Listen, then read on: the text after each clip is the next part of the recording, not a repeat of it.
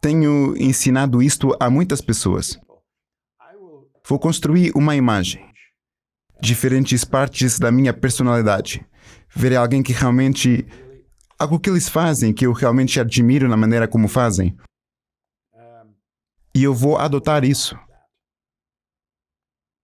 Agora, eu tenho isto. Eu tenho feito isto por anos. E... se você me observa indo de um lugar para outro, eu nunca ando rápido. Eu nunca o faço. Quando eu era criança, isto ficou na minha mente. Havia outro garoto, Donnie Miller, que morava na rua onde vivíamos. Isto foi durante a Segunda Guerra Mundial. Portanto, não havia paz em casa. Estavam longe, atirando uns aos outros. Mas o seu pai estava em casa. O seu pai não estava bem. O seu pai tinha tido um ataque cardíaco. Portanto, ninguém foi à sua casa porque o seu pai estava doente. Eles foram para as outras casas. Mas o médico deve ter dito a seu pai para caminhar. Seu pai estava sempre vestido com um terno, camisa e gravata. E eu viria andando pela rua. Eu via, de vez em quando, andando pela rua. E ele tinha esta marcha realmente relaxada. Então, quando eu estava construindo uma imagem de mim mesmo, a imagem de seu pai ficou presa em minha mente. Por isso, imitei a maneira como ele andava. Mas eu tenho feito coisas diferentes. Por exemplo, eu costumava assistir às gravações do Earl Nightingale. Quando eu fui trabalhar para ele pela primeira vez, ele tinha um estúdio de gravação. Foi assim, com uma janela. Em meu escritório, eu podia assistir quando ele estava gravando. E um dia percebi que ele estava falando para aquele maldito microfone. E eu pensei, aquele microfone é uma pessoa para ele. E entendi que todos os grandes emissores falam apenas com uma pessoa. Imagina eles não uma dizem pessoa. vocês ou gente. Eles falam com você. Mas eles estariam falando... E percebi que eu estava falando em um microfone. Portanto, na minha gravação, eu estou falando com uma pessoa. É um microfone. Se fosse para um público, estaria falando com uma pessoa. São apenas pequenas lições que eu peguei para melhorar o que estava fazendo. Eu me lembro. Se uma pessoa é negativa em um público, realmente negativa, poderia haver 500 pessoas nesse público. A energia dessa pessoa é tão forte. Que se destaca. E havia uma mulher que eu conhecia, Beverly Lynch, anos e anos atrás, quando eu estava no Nightingale. E eu lhe perguntei uma vez. Eu disse, Bev... Ela era uma oradora. E eu disse, Beverly, o que você faz quando há uma pessoa negativa na audiência? Ela sorriu. Ela disse que estava falando para a luz, não para a escuridão. Eu disse, uau. Tão óbvio. Como é que eu perdi isso? Então, se eu estou falando e há uma pessoa negativa ou algumas pessoas negativas, eu só pego uma pessoa que é super positiva e não importa para onde estou olhando. Essa é a pessoa para quem eu estou olhando. E você foca em pessoas positivas. Ah, sempre. Você não vai tentar colocar sua atenção na pessoa negativa e tentar fazê-la mais feliz e sorrir mais ou... Se você continuar colocando o positivo, se eles apenas abrirem a mente por um segundo, você está dentro. Você tem que levar as informações ao subconsciente deles.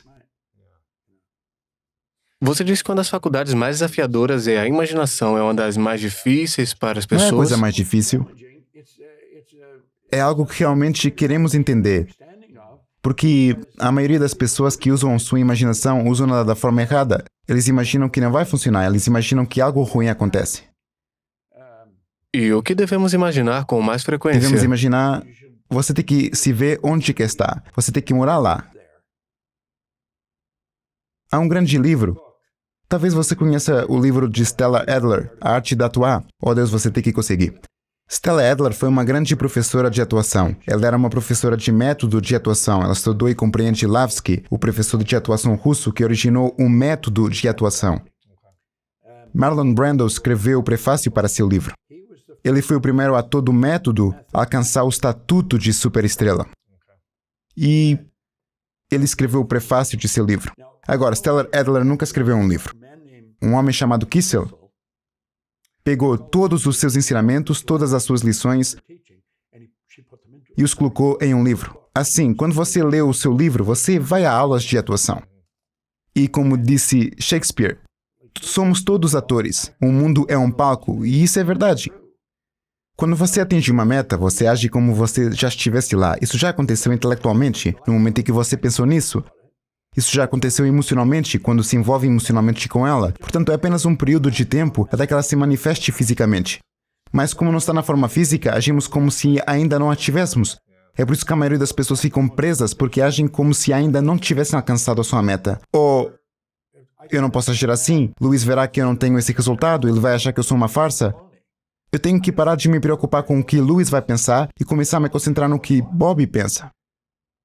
E é assim que você se vê a si mesmo, sua imaginação, você tem que ser essa pessoa. Goethe disse isso, um grande filósofo disse, antes de você poder fazer algo, primeiro você deve ser algo. Portanto, você tem que ser intelectualmente, tem que ser emocionalmente. Como dizem, é assim que uma pessoa pensa em seu coração, é a mente emocional. Bem, então é apenas um período de tempo até que se manifeste fisicamente. Essa é uma das primeiras leis do universo, é a perpétua transmutação de energia. A energia está se movendo para a forma sempre, movendo-se para a forma, através da forma, de volta à forma. Assim, fazemos com que tudo aconteça da maneira como pensamos e da maneira como ficamos presos às ideias. E como as pessoas podem desenvolver sua imaginação diariamente no processo positivo? Algo de rotina. Eu acho que você deveria tirar tempo para imaginar o que você quer. Eu tenho uma sócia, Sandy Gallagher, que é uma mulher brilhante. E ela monta cavalos de passeio. E ela está em Kentucky agora mesmo em um grande torneio, show lá. Ela própria se considera uma campeã mundial. Todos os dias, ela leva o seu tempo e se vê como uma campeã mundial. Ela se vê pegando as rosas, pegando tudo. E isso é o que ela deve fazer. Eu acho que você constrói a imagem do que você quer. Obviamente você imaginou este estúdio antes de construí-lo. Tudo que você vê aqui faz parte do quadro da sua mente. Mas tudo que você cria duas vezes. Uma vez aqui e uma vez aqui fora. Portanto, você nunca recebe uma pintura original, você sempre recebe um duplicado. A pintura está aqui dentro.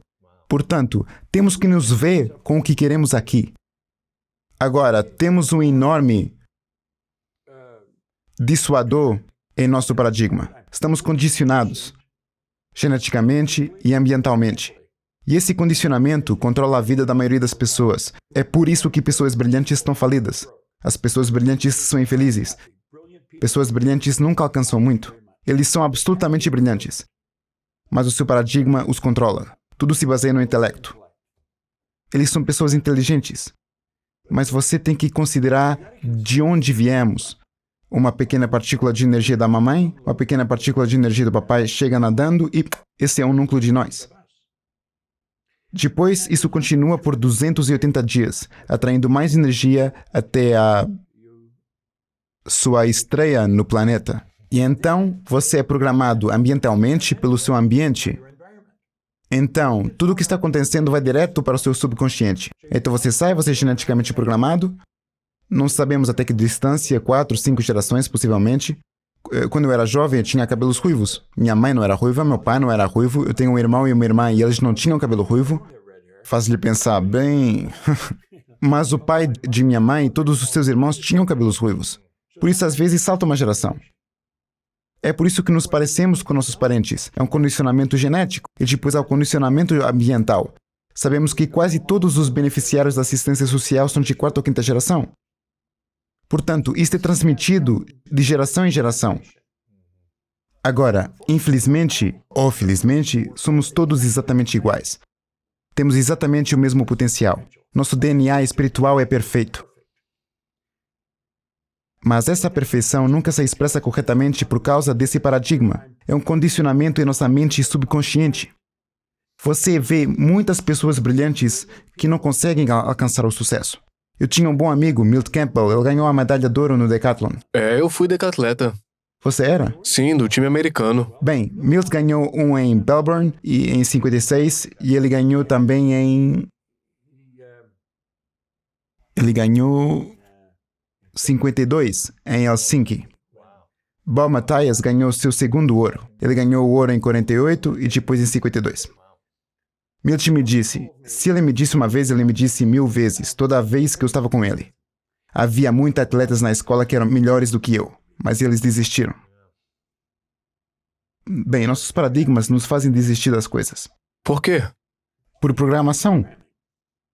Você está programado. Você tem que se perguntar, por que eles não fazem isso? Eu trabalhei muito com a Prudential of America.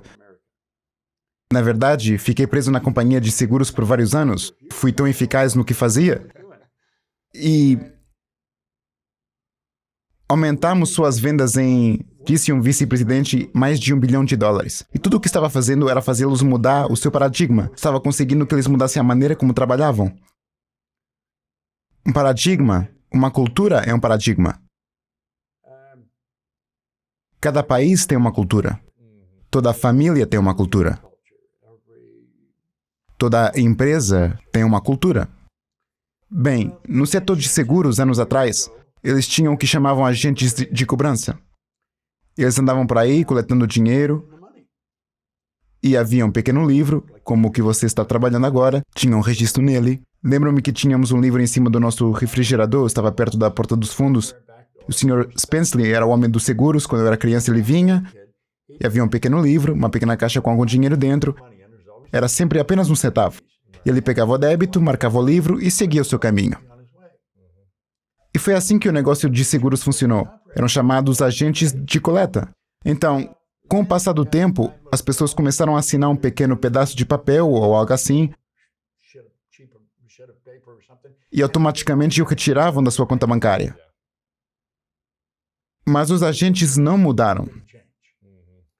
Os agentes iriam vender à noite quando a mãe e o pai estivessem lá, porque não se poderia vender à mãe se o pai não estivesse lá e vice-versa. Isto era a programação. Portanto, aqui estamos nós, nos anos 70. Os agentes ainda iam ao seu escritório todas as manhãs e não iam vender a ninguém, porque vendiam à noite. Eles cobravam suas dívidas durante o dia. Não havia nenhuma dívida para cobrar. Fizeram isso durante anos e ainda o faziam. E eu lhes perguntei, por que você vai ao seu escritório? Bem, você tem que ir ao escritório. Eles estariam lá e eu diria, por que você tem que ir ao seu escritório? Porque nós temos que ir ao escritório. Eles não sabiam por que tinham razão. que ir. Então eles iam almoçar contra a gente. Você já vendeu algum seguro para outra gente? Não. Eu disse, por que diabos você quer almoçar com eles? Consegui que o fizessem. Portanto, tem que ser assim. Você tem que estar pela pele com a pessoa antes das 9 da manhã. E você tem que pedir a cada pessoa que compre pelo menos $100 mil. Com certeza você não precisa mesmo de vendê-los. Basta pedir para comprar. Bem, eu os fiz fazer isso. Eles estavam vendendo mais de $100 mil em apólices por semana, mais do que tinham vendido em um ano em quase todos os escritórios. Você vê como isso é condicionamento? Isso é o paradigma. Era assim que eles estavam trabalhando. Eles fazem isso há anos. Ninguém pensou em mudá-lo. Todas as nossas faculdades têm que estar em plena capacidade e temos que ver como melhorá-las ainda. Porque a profundidade da experiência chega até você apenas com a nitidez da percepção. Você não pode ofuscar sua percepção e pensar que está tendo uma experiência profunda.